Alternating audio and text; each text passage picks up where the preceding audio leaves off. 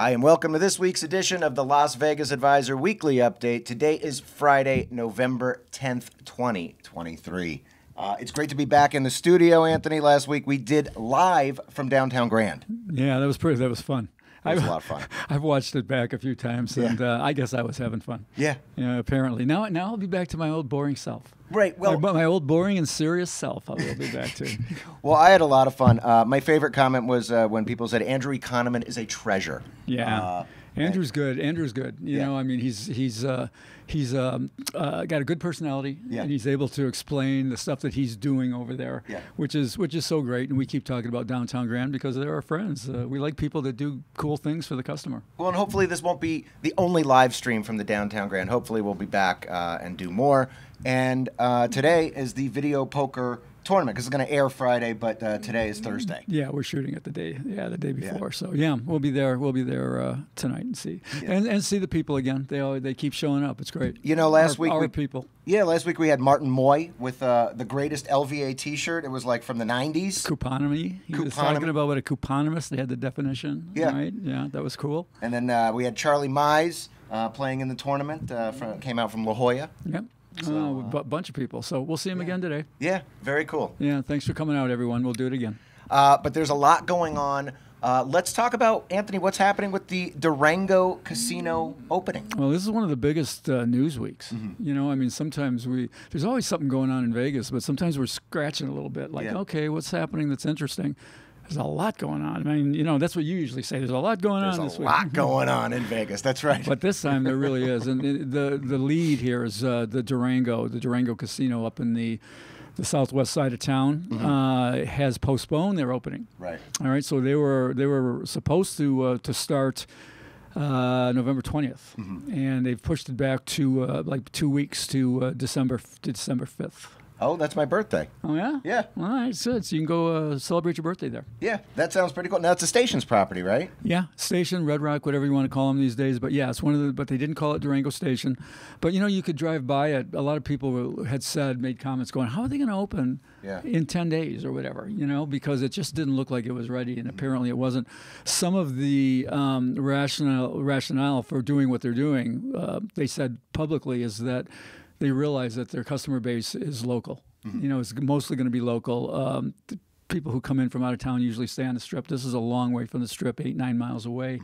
So the local market is more discerning, and they demand more typically. So they wanted everything to be up to snuff for them, you know, completely up to snuff. And so when they got their first impressions, they'd be likely to come back. So that's what it is. They're kind of catering to the local market on this one. And as far as I know about Stations, they spare no expense. I mean, they really do it right if they're going to open a casino. Well, they do. Yeah, I mean, they've been going more upscale, you know, with the things that they want to do. That's not necessarily a good thing for the customer because they've spare no expense because they've found ways to make more from their customers. Right, the customer pays for it in the end. Yeah, it's not the old time Station. You know, you're not going to find any deals at this place, at this Durango. You're just not. And they've said so themselves in earnings meetings and things. They're like, we're not going to have any loss leaders here. So I'm like, on one hand, I'm kind of like, screw them, you know. Right. But it'll be a great casino. It'll be a beautiful casino. I'm sure of that. You know, they want to be like a strip casino, and that's the way they're operating and building these days. Right. All right. Well, so we'll when it does finally open, we'll go check it out. Yeah. All right. And in other news that's just as big, it seems like the culinary strike has been averted. Well, it looks like, you know, they were supposed to go on the 10th today, and first of all, they came to tentative agreements with Caesars, and that was the first domino, and now MGM the next day. And they're getting it all done right in front of, you know, just before the Formula One race. Right. So I don't know. There's not a lot of information that's come out about it. They're still in negotiation with Wynn Las Vegas. So I don't know what's going to happen if they don't get that settled. But mostly, you know, a gigantic walkout is not going to happen because both Caesars and MGM, you know, agreed. Right. And that's like most of the Strip. Yeah. I mean, that's just about almost all of the Strip. You know, you got some other ones there. You got Tropicana and Sahara and Treasure Island and you know, that kind of circus, that sort of thing. But this is pretty much, by and large, this is the biggest part of the Strip, except for the Wynn casinos. Right. So you got Caesars and you got MGM. You think the others will follow suit? Yeah. No, I'm not sure. What the deal was and what they got out of it. They're crowing that they did real well, which is fine. Good. If they did well, I mean, the casinos have been doing great. So now is a good time for them to strike, and now is a good time for them to hit them up. Yeah, negotiate. Yeah. I totally agree. Also, Vegas is such a town that's hospitality driven. Yeah. Well, you need the culinary. You need what they do. Yeah. And I know that there's a lot of crap that goes on behind the scenes and what they're going for and negotiating for. But the main thing is what it's going to do for the customer, and the customer will not have to deal with picket lines and things. So it's a good thing. It's a positive. Yeah. So speaking of Formula One, that's next week, Anthony. Yeah, it's here. Yeah. Get ready. I mean, if you're in this town, if you've come, you already know. Your room rate was probably higher. There's going to be the traffic headaches. They're going to shut down the Strip on several days for different times. Crossing the Strip, there's going to be problems with traffic jams. There's going to be problems with access to different, getting across the Strip. It's going to be miserable in a lot of ways. But geez, oh man, is it what a transformation. Yeah. It's really amazing. I mean, the way I drove it last night, I had picked up a friend from the airport, and I drove up down Harmon. Wow. It's just amazing. They've got they got the grandstands up. They've got the barriers up. You can see where the race course is going to be. Yeah. It's quite amazing. But everyone's going to be affected next week. It's going to be tough. Prices are going to be higher all around. We talked about the $15 surcharge from the taxi cabs and things. It's going to be getting reservations for shows and dining at restaurants. Everything is going to be challenging. Right. So just be ready for it. I'll be as far away as I can be. All right. Well, I want to just say I have a whole new attitude about it, and I have been dreading Formula One because of everything that you just talked about. Yeah. Because of the lines, the price increases, the traffic. But there was one comment where someone said, I can't remember exactly what the comment was, but it was just like, it's a shame that there's so much, hate for it for Formula One. But there are reasons for it. I mean, sure. There were so many people have been inconvenienced. Yes. The locals here in Vegas have been greatly inconvenienced. And I'm no fan of it. I mean, all these sort of things are good for the city, but no, I'm no fan of what we've gone through here. What we'll continue to, but it's going to be a spectacle. Yeah. It's going to be good. I told somebody asked me if I was going to go watch. I said, if I want to watch that, I'll do it for free. I'll go out to the freeway and I'll get up on a bridge and I'll watch cars go by. That's hilarious. Watch everybody jump on me for that one. Oh, yeah, totally. Well, I got a new attitude about it. I'm going to try to just relax into it, be excited. I can finally get to Ellis Island now. I couldn't get to Ellis Island with the whole overpass, and one time the street was blocked, and I was so upset about it. But, I can finally get there now, so I will. Okay, good. So good luck. We'll talk a little bit about it next week, probably right before it goes off. The race, by the way, will be on Saturday, not this Saturday, but the following Saturday. Right. All right. So, Anthony, the Rio has confirmed that they will not have a buffet. Right. We've been talking about that. People have been asking about that. The Rio was sold from Caesars Entertainment to a group called, what they call Dreamscape? I can't remember. I think it is Dreamscape out of New York, I believe. And everyone was speculating like maybe the Carnival World Buffet would return. And nope. They put and I thought they would. I thought it was a great opportunity for them to bring back something that people would flock to. They really would. This was one of the great ones in its day. But they put out the word that the space that was the buffet will become a food court. Food hall. Food hall. Let's call it a food hall now. That means fancy. Yeah, no more food courts. They're food courts. Yeah, come on. But that's what they're going to do. But I'll tell you, that Carnival World Buffet. Yeah. It was something else. It opened I went back through the old LVAs, and we covered it when it opened. It was the #1 value in Vegas for months and months. Right. And we called it a mini food city. They kind of took the buffet, Station started it with the action buffet at Palace Station.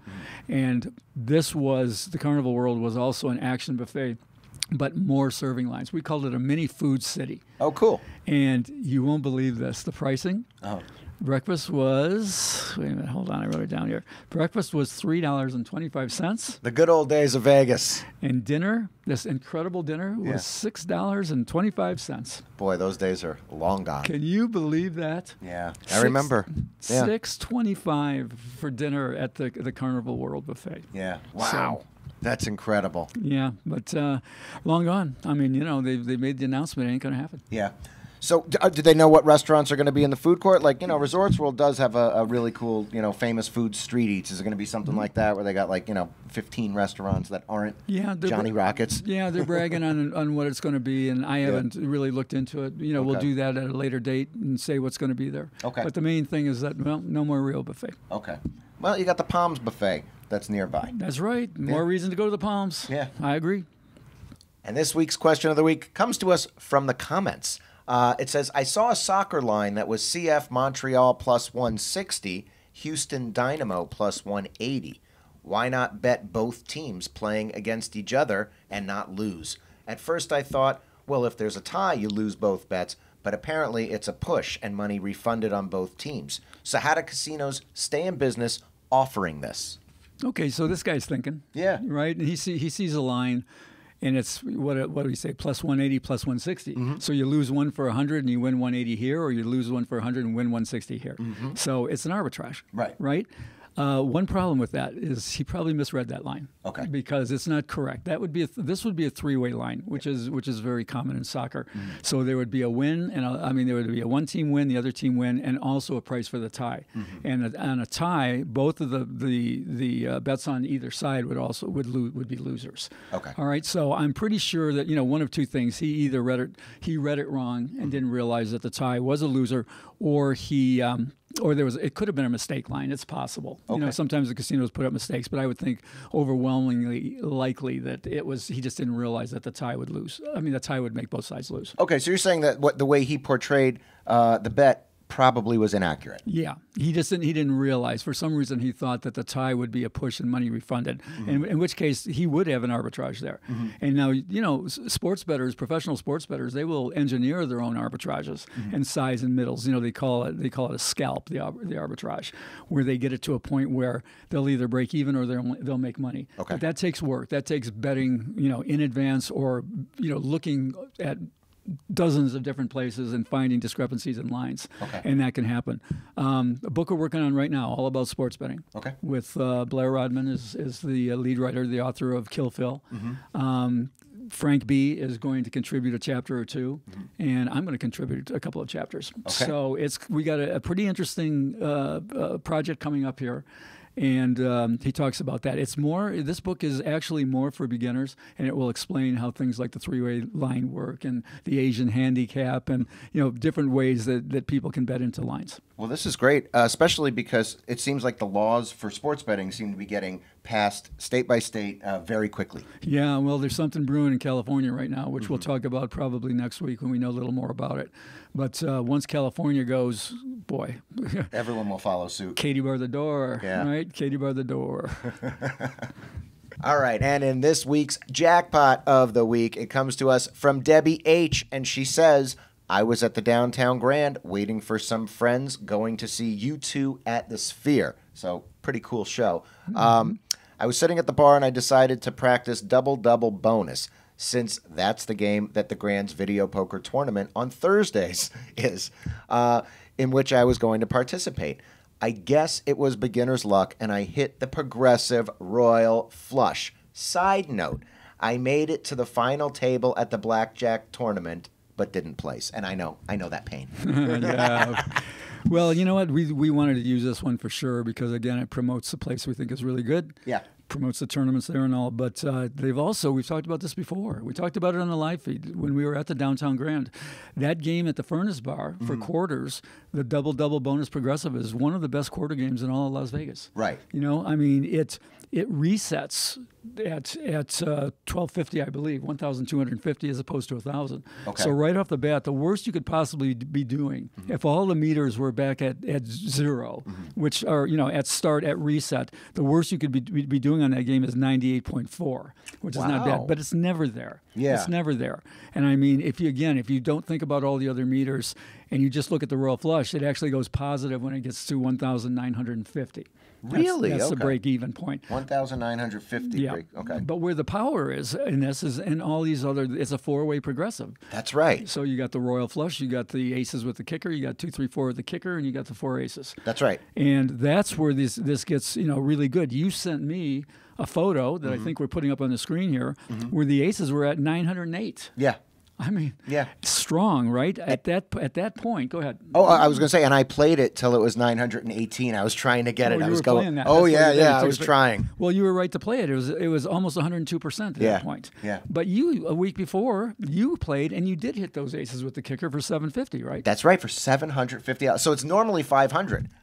Yeah. But I hit it for 750 because of the progressive. Well, I did just a rough calculation because I couldn't see all your numbers there, but it looked like you were playing at about 100.6%. That's great. Yeah, you're playing a positive game. Right. And almost every time that I go down there and I check it, I'll put it on my phone or whatever, and I'll run it through the computer, and it's at or near or above or, significantly above 100%. Right. So it's a great game to play.